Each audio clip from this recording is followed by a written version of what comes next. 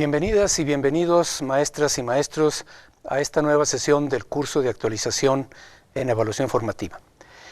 El día de hoy vamos a ver un nuevo tema, avanzando en la secuencia que llevamos sobre evaluación formativa, y el tema se va a referir a algo fundamental, a un tema de importancia central en esta cuestión, que es lo relativo a la devolución o retroalimentación que el maestro brinda a sus alumnos.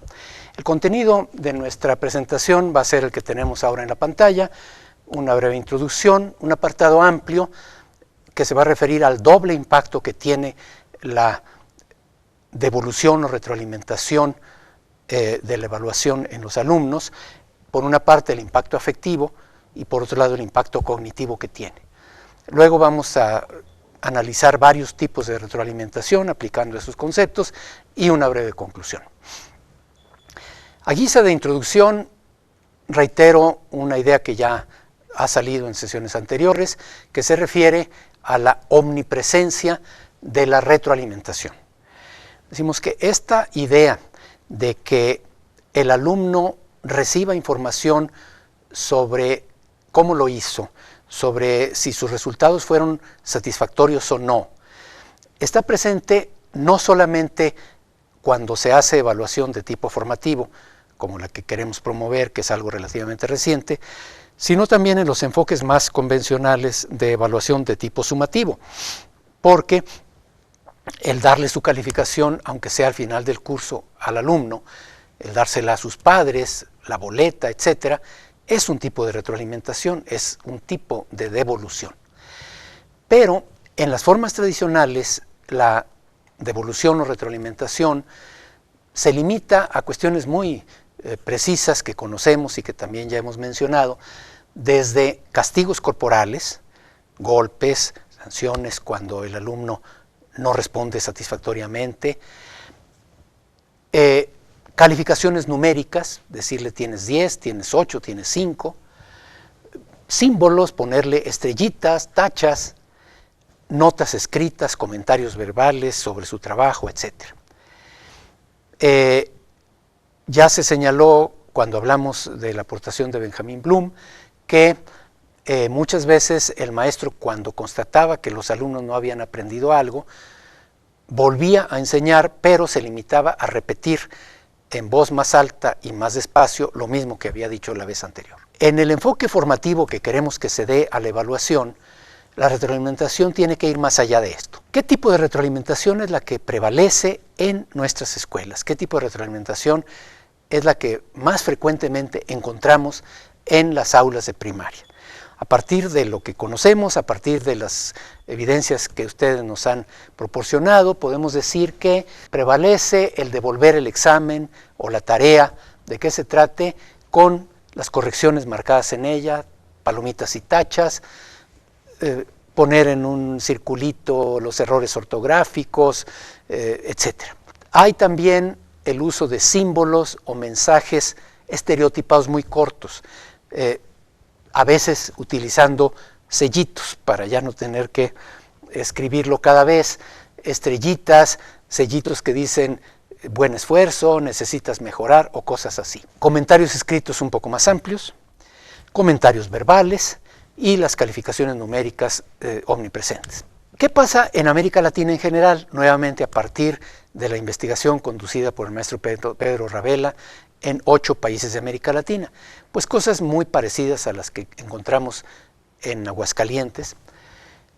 Un maestro dice, yo trato de dar estímulo positivo a mis alumnos diciéndole tú puedes. Otro dice, a cada quien se le entrega su trabajo con su nota. Cuando lo amerita, dice por ejemplo, un alumno que nunca sale bien, le digo lo felicito mi amor y así se motiva. Al niño que ha trabajado bien se le pone una felicitación, al que ha salido mal le pongo necesitas esforzarte un poco más, tu tarea no ha estado completa, o bien muy bien, te felicito, según sea el caso. Otro maestro dice, todo trabajo tiene validez. Hay niños que no trabajan como uno espera, pero no es correcto decirles que su trabajo está mal. Yo pongo revisado y cartelitos que dicen corrige ortografía, entrega el trabajo ordenado, dedíquese, debe mejorar. Para algunos tengo sellos. Muy bien. Ahora vamos a ver, como dije con cierta amplitud, el doble impacto de este tipo de devolución, de retroalimentación en general. Por una parte el impacto afectivo y por otra parte el impacto cognitivo. El impacto afectivo es algo que los maestros tienen muchas veces conciencia de ello, aunque sea implícitamente, puesto que se manifiesta esta frecuencia de destacar los comentarios elogiosos cuando es posible hacerlos, muy bien, con signos de admiración para destacarlo, y también la conciencia del impacto afectivo se refleja en el cuidado que muchas veces se manifiesta en los comentarios que se hacen cuando las cosas no están bien. Necesita esforzarse. Obviamente el niño que encuentra que le ponen necesita esforzarse, entiende perfectamente que lo hizo mal, pero no le dicen mal, sino que le dice necesita esforzarse. Desde hace ya bastante tiempo, desde la década de 1980, algunos psicólogos, como los que se mencionan allí, Crux y Natriello, hicieron estudios, investigaciones empíricas, para ver el impacto de la evaluación. Por otro lado, los promotores de la evaluación formativa, como un autor muy importante que ya hemos citado y citaremos más, Rick Stiggins, destacan este aspecto, y voy a hacer una cita bastante extensa de lo que dice Stiggins. Stiggins dice que el aspecto afectivo de las evaluaciones y de la retroalimentación y de su impacto en los niños es algo que muchas veces no se tenía en cuenta. Y dice que si una evaluación es muy buena técnicamente, es válida y confiable, pero tiene como efecto sobre los alumnos hacer que abandonen la tarea desesperanzados, esas evaluaciones, aunque técnicamente sean impecables, no se pueden considerar sin más buenas, constructivas, porque hacen más daño que bien. Dice Stiggins que en el pasado los marcos de referencia para valorar una evaluación, para considerar qué tan buena era, solamente consideraban los aspectos técnicos y no tomaban en cuenta el impacto en el alumno. Y dice que en cambio, más recientemente, la nueva visión que se tiene de lo que es una buena evaluación, de la excelencia en evaluación, pone en el centro la idea del impacto como criterio de calidad. Dice Stiggins, desde los primeros grados, algunos alumnos, algunos niños, obtienen altos puntajes en las evaluaciones externas y al mismo tiempo también reciben calificaciones altas por parte del maestro. El efecto emocional de estas evaluaciones, tanto externas como del maestro, sobre ellos, pues es que los hace verse como capaces de aprender y entonces van adquiriendo más y más confianza en sí mismos. Otros, en cambio, dice Stiggins, reciben puntuaciones bajas en las evaluaciones externas y también calificaciones bajas por parte de los maestros. Y entonces esto los lleva a dudar de su capacidad. La falta de confianza en sí mismos, dice Stiggins, los priva de las reservas emocionales para correr el riesgo de seguir intentando. Y dice Stiggins, los expertos han cometido el error de creer que los adultos somos los usuarios más importantes de las evaluaciones. Y sí, los adultos somos usuarios importantes, pero esta idea pierde de vista que los alumnos pueden ser tomadores de decisiones aún más importantes. Si un alumno decide que el aprendizaje que se pretende que alcance está fuera de su alcance, o que el riesgo de fracasar es demasiado grande para correrlo, o demasiado amenazador, entonces hagan lo que hagan los adultos, el aprendizaje termina. Si el niño ya no quiere esforzarse, ya no quiere intentarlo, porque está convencido de que no va a poder, porque ya no tiene confianza en sí mismo, hagamos lo que hagamos los maestros, no habrá más aprendizaje.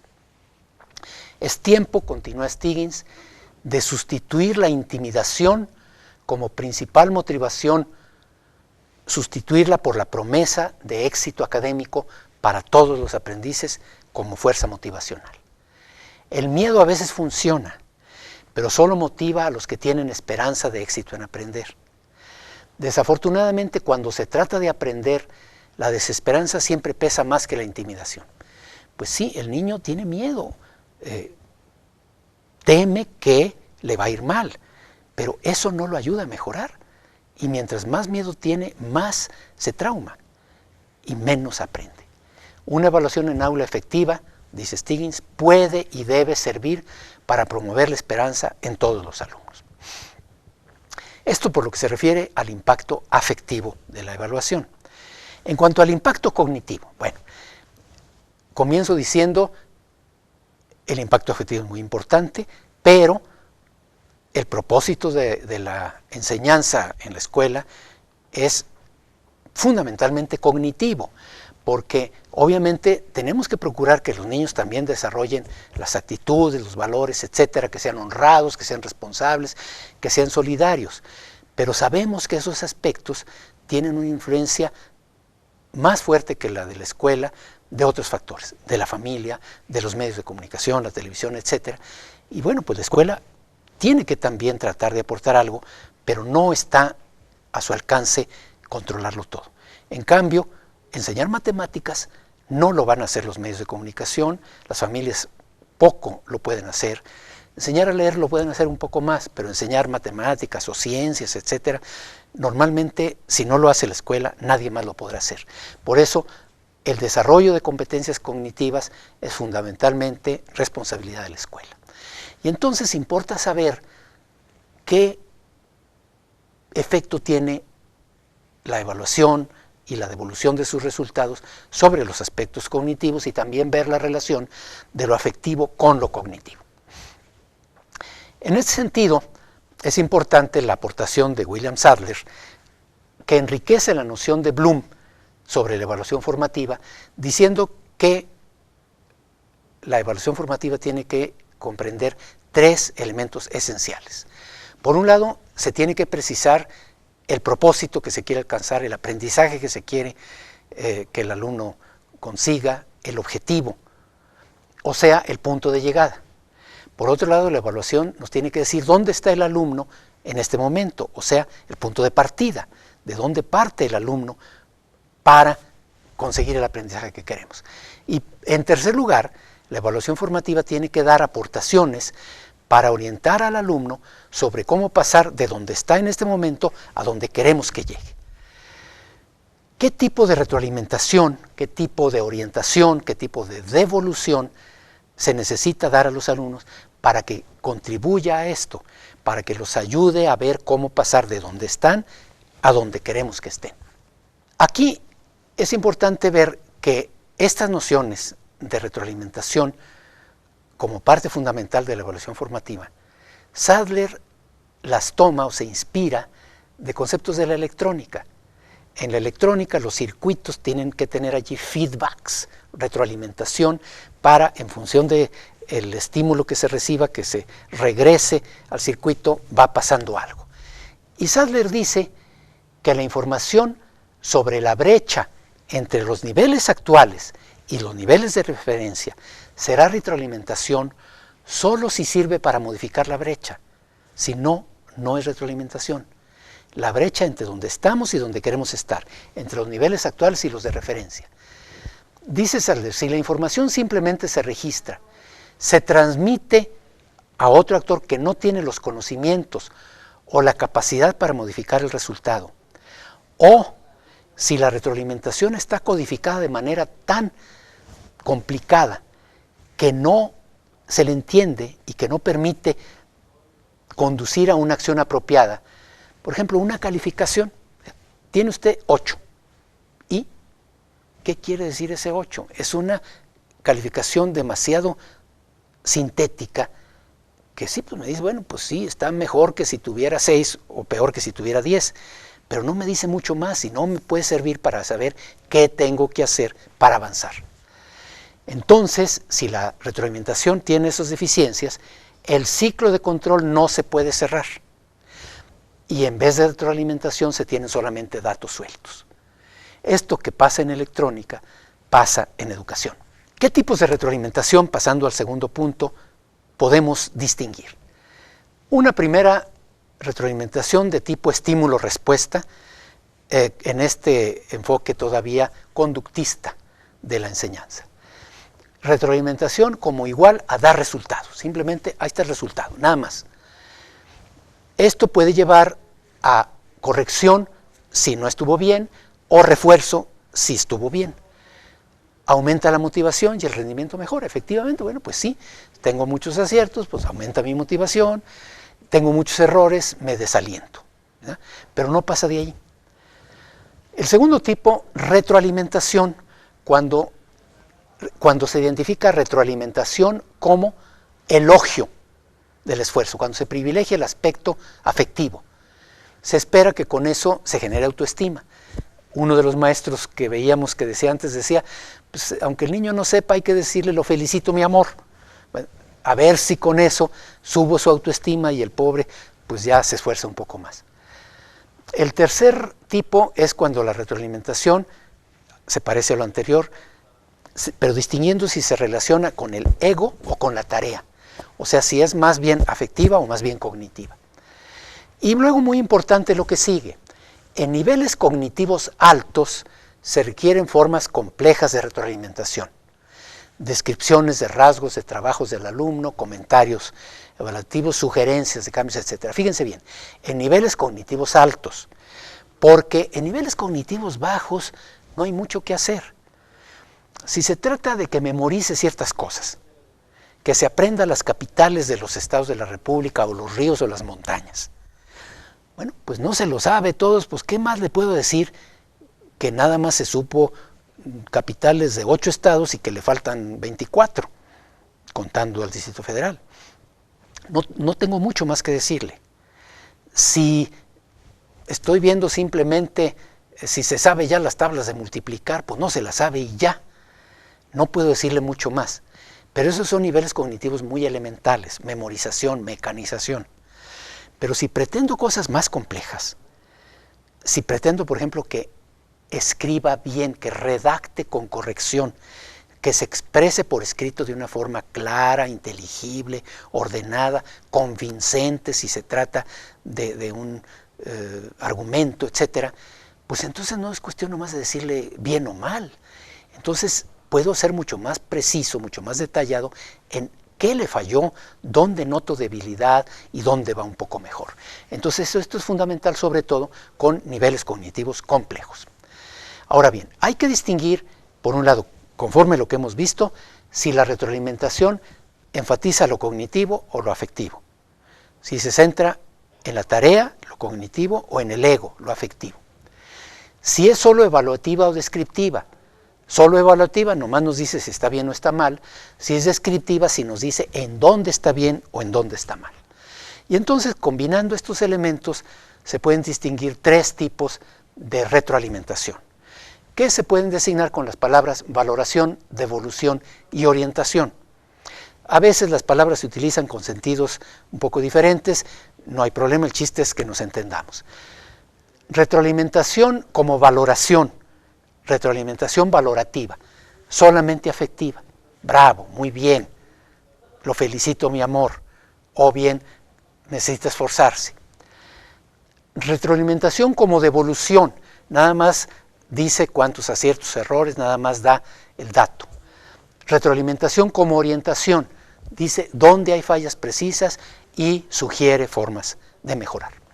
¿Qué pasa con cada uno de estos tipos? Con la retroalimentación de tipo valorativo o valoración. Se centra en lo afectivo y en la autoestima. Y nos dice una investigadora argentina que ha trabajado esto, Rebeca Anijovic, puede provocar mejoras en el aprendizaje a partir del incremento en la autoconfianza y en la capacidad de logro. Pero también puede inducir un efecto contrario, cuando apoyado en comentarios positivos, el alumno no reconoce que necesita mejorar algunos aspectos de su trabajo. O sea, por un lado, si es muy negativa puede ser dañina, puede ser destructiva, pero si le echa porras al alumno sin mucho más, pues tal vez también lo haga confiarse demasiado y no esforzarse. Para superar este problema, unos autores señalan que la retroalimentación es más productiva si se centra en la tarea, en cómo el alumno resuelve la tarea y cómo autorregula su aprendizaje. En lo que se refiere a la retroalimentación evaluativa o devolución, tiene lugar al final del aprendizaje y por ello es sumativa. nada más le dice al alumno cómo se desempeña, sea en comparación con otros o sea en comparación con un estándar, con un criterio. Esto ya lo hemos visto en la sesión pasada, los tipos de calificación normativa o criterial. Si es calificación normativa, pues nomás le dice, estás en la media, estás arriba de la media, estás abajo de la media, o no se lo dice con esas palabras, porque el maestro ni siquiera es consciente de que está calificando con relación a la media, pero dice tienes 8, tienes 7, tienes 9, que como están construidos en relación a la curva normal, son lo mismo. O bien le dice, alcanzaste el estándar o no lo alcanzaste, nada más. Se comunica con letras, con números, con otros símbolos. El alumno comprende, si se le dice que estuvo bajo, deficiente, mal, comprende que necesita mejorar, pero si no consigue decodificar la información, si nomás le damos el numerito, que no le dice mucho más, no tiene suficiente base para saber qué tiene que hacer. ¿Se da cuenta? No la hice, pero no sabe qué tiene que hacer. Letras, grados y otros símbolos, dice otro investigador, Davis, pueden tener un efecto negativo sobre el aprendizaje de todos los alumnos, sobre todo con los alumnos de bajo rendimiento que siempre reciben una y otra vez calificaciones bajas. El tercer tipo de retroalimentación, la descriptiva u orientación, tiene lugar durante el aprendizaje o también después. Es formativa, con los enfoques que queremos promover, porque el trabajo del alumno se compara con criterios, con rúbricas, con modelos, con ejemplos, con muestras, con descripciones de trabajos buenos para que vea cómo. También se puede comparar con trabajos que no son tan buenos para que vea cómo no. Los alumnos aprenden qué puntos cumplen las expectativas de calidad y dónde tienen que mejorar.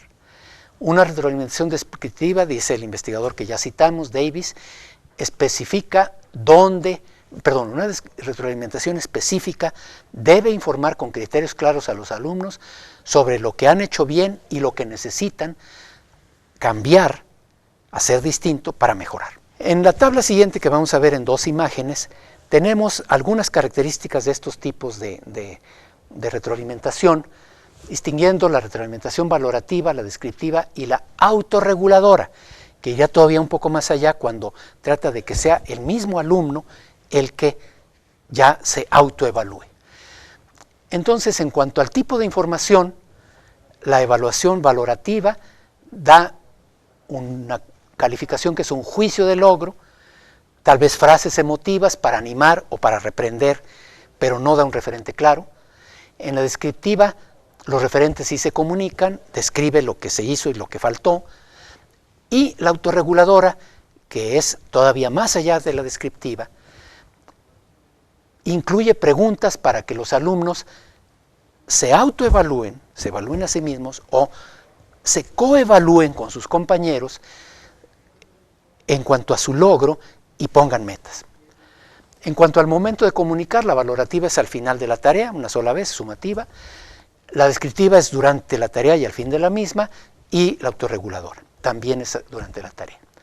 En cuanto a la conciencia del impacto afectivo, en la retroalimentación valorativa no hay conciencia, o se cree que es un impacto muy simple.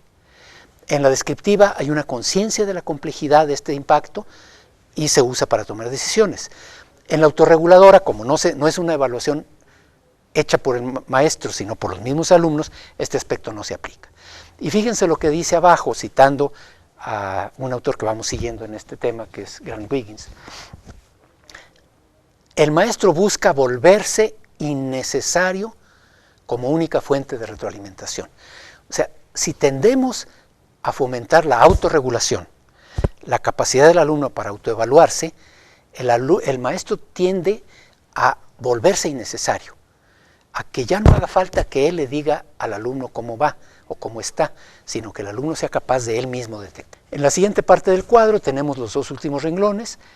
La idea que tiene el papel de la retroalimentación en la valorativa, pues es para aprobar o reprobar, para motivar o desmotivar y para rendir cuentas. En la descriptiva el papel es ayudar a mejorar los desempeños futuros y en la autorreguladora promover la autonomía de los alumnos. Y la participación del alumno en la valorativa simplemente recibe el juicio, la valoración sin referentes claros. En la descriptiva se le dan referentes desde antes para que pueda contrastar lo que consiguió de lo que se retroalimenta con lo que se pretendía que alcanzara. Y en la autorreguladora el muchacho mismo revisa su trabajo y el de otros, fija metas y decide la participación. Y entonces tenemos abajo que nos dice que si logramos llegar a ese ideal de desarrollar la capacidad autorreguladora del alumno, el alumno va a ser capaz de revisar su trabajo, de plantearse preguntas o de plantearle a los compañeros preguntas para identificar lo que consiguió hacer y lo que no con respecto a lo que se esperaba, puede buscar ayuda de otras fuentes, toma decisiones para reconocer avances y decidir qué hacer. Si se logra esto, realmente se habrá logrado lo fundamental.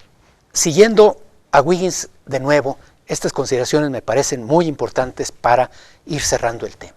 El momento en que el alumno entiende por qué una parte de su trabajo es un error, es algo totalmente diferente del momento en que el estudiante percibe que al docente le gusta o no le gusta esa parte de su trabajo.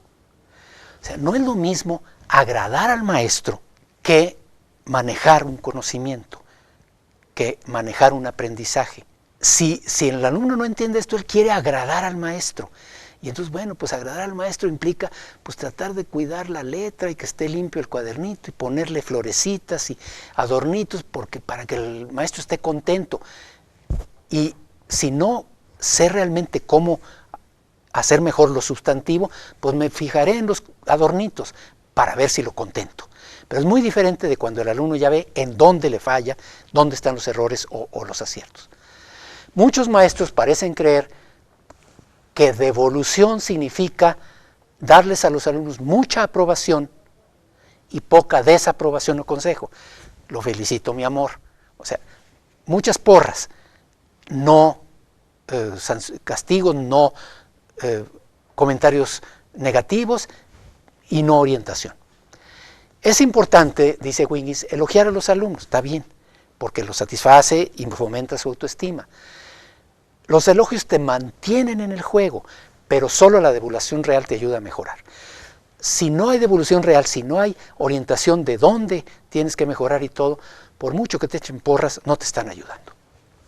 La devolución te dice lo que hiciste y lo que no, y te permite realizar autoajustes, nos dice Wiggins. Cuanto más evidente sea, mayor autonomía desarrollará en el estudiante.